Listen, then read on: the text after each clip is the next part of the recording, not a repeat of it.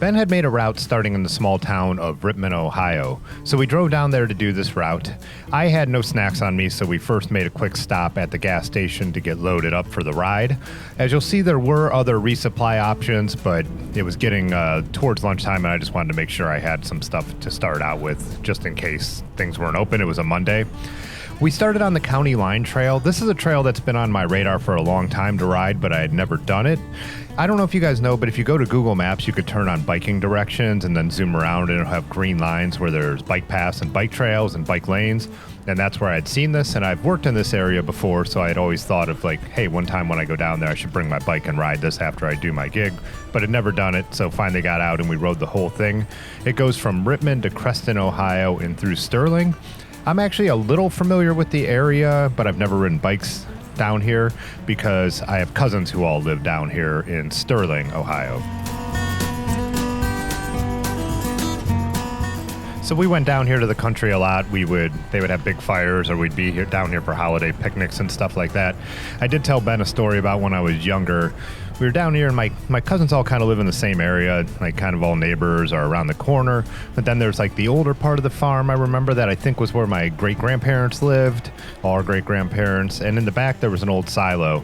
And we had walked there. It was me and my brother, my dad, I think my cousin Dale, who was probably more my dad's age, and then my cousins from Florida were in town.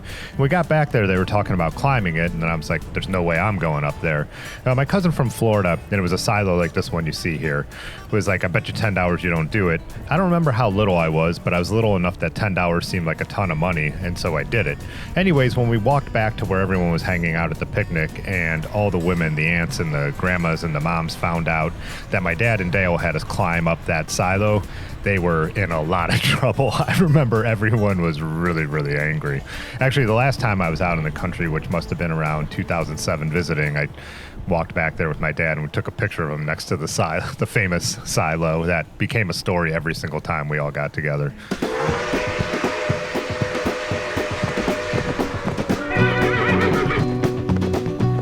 So if you do ride out here, as mentioned, like resupplies there in Creston is where we got off the trail. It looked like there might have been a few restaurants, maybe a gas station.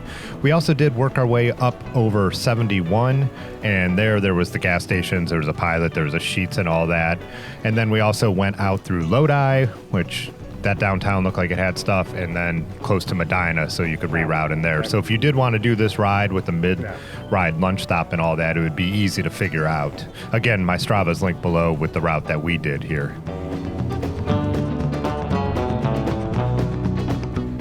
After we had gotten off the bike path, the route was very chill, like really nice country roads for a while. There are a lot of signs on this whole route we rode. You know, you could see one here that give them 3 feet, pass with care, bicycle crossing sign. So that's always nice to see. How much effect it has, I don't know.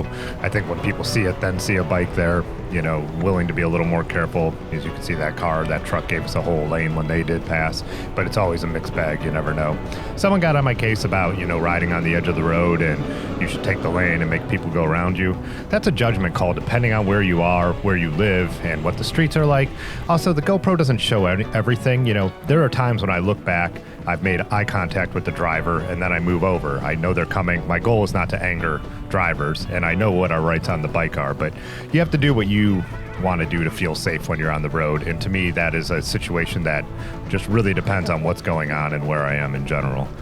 I will say that parts of the Rust Belt, Great Lakes, whatever you want to call it, are very different than different parts of the country where you really don't want to anger people, because I have had some very aggressive encounters this summer right here in my hometown.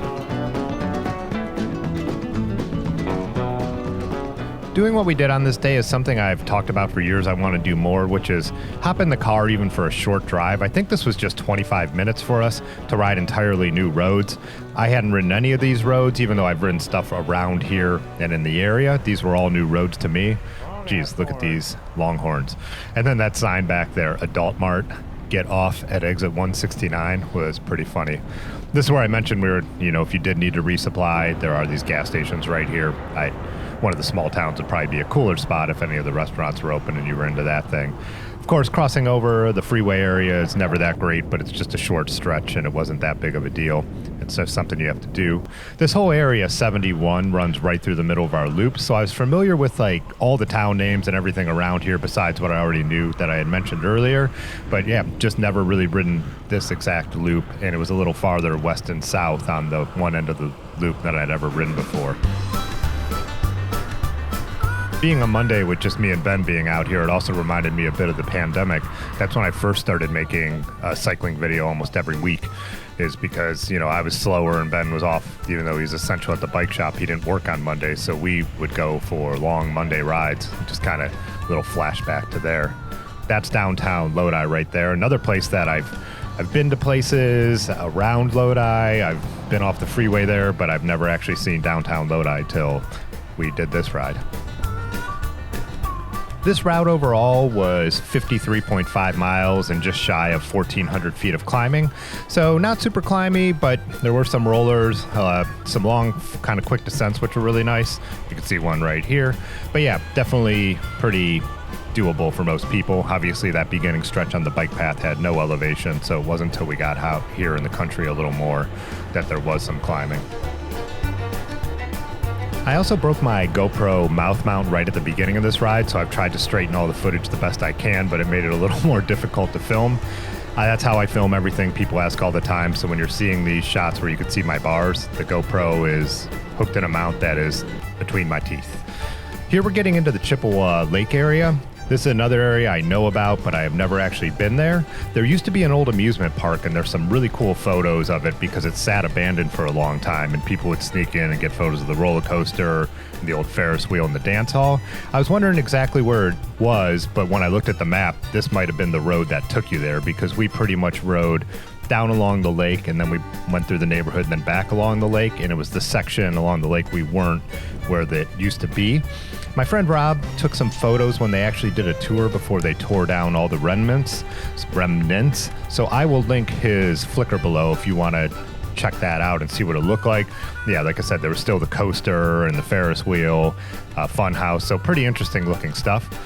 Here we're going on to the Chippewa Lake Inlet Trail, which is a trail I did not know about. We slowed down there because there was a sign saying the trail was going to be closed ahead. We decided to gamble and hope that it wasn't, and I think there was a lot of dirt on the trail that it might have just been from when there was high water with a bunch of the rains we had just gotten. So fortunately, we had no issue getting through.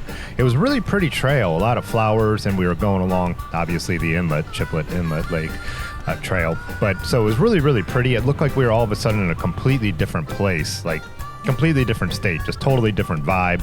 I was thinking almost like inlets off the ocean. Ben mentioned kind of the Northwoods when we were out in Wisconsin, but yeah, just a change. Then it came out at this park.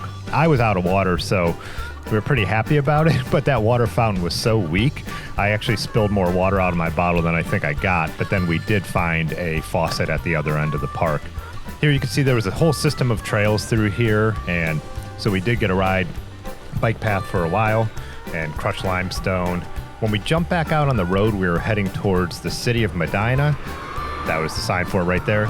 This road wasn't the greatest. I don't know, there are bike signs here, but it was just a little busier, but it wasn't a long stretch. And then we make a right on another road that was just okay. But these were the two roads on the whole entire route that weren't awesome, and they weren't that bad.